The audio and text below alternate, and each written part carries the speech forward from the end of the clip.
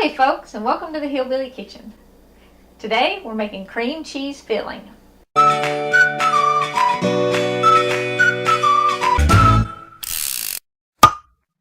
Now this cream cheese filling is good in any quick bread, it's good in any muffin, it's good in danishes, pastries.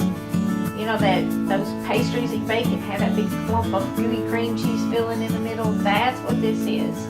And like I said, you can put it in any kind of muffin or quick bread, like a loaf of banana nut bread. Just pour it right down the middle and kind of cover it over a little bit. But this is something that you can add some variety to all your fall and winter baking, and you can make this ahead of time so that you have it ready and it will make your baking quicker. If you're expecting a lot of company and you want to have some variety for people because they like different things, you can take a pan of blueberry muffins or a pan of pumpkin muffins or a pan of banana nut muffins, and you can add some of this to some of them and then have a lot of variety for the people that you're serving, and you don't have to bake separate dishes for everybody. You will have something everybody likes in one pan, and that's something everybody who cooks likes. But this is really simple. You start with 8 ounces of cream cheese. I usually sit mine out and let it get soft. You need an egg, a 1/4 cup of sugar, and 1 to 2 teaspoons of vanilla. It kind of depends on what you make and how bold you want the flavor in your filling.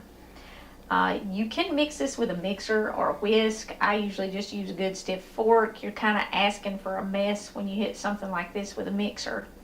You have to be very, very careful if you use a mixer. Give your egg a little beat. And we're just going to dump all of our ingredients together once we do that, but we do want to mix the egg up a little first.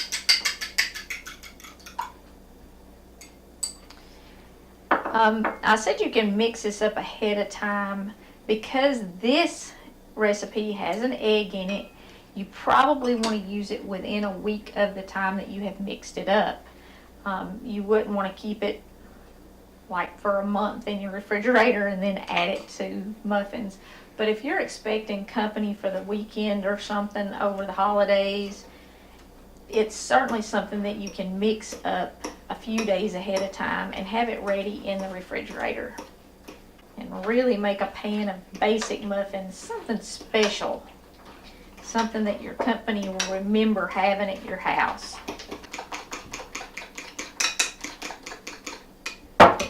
Okay, a whisk probably would have sped this up a little bit. You do want to mix it until it's pretty creamy. If it's got some tiny, tiny little lumps in it, that's okay, because those are going to melt in as you cook it.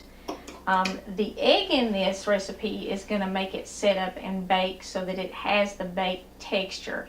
It's not going to be like a drizzle you would put over the top or a frosting you would put over the top. It's actually going to bake, and it's going to have a baked texture like the rest of your muffin or your pastry or whatever.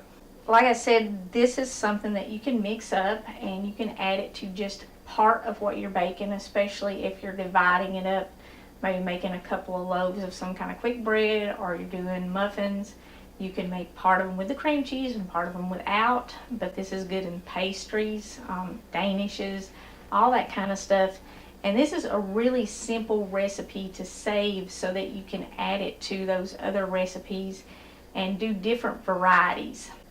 It'll really fancy up a pan of simple muffins and make them more special. We really appreciate you joining us in the Hillbilly Kitchen. If you haven't already, please hit that subscribe button because we don't want you to miss any of the delicious baked goods that we're going to be using this in this fall and winter. And until next time, remember, put God first.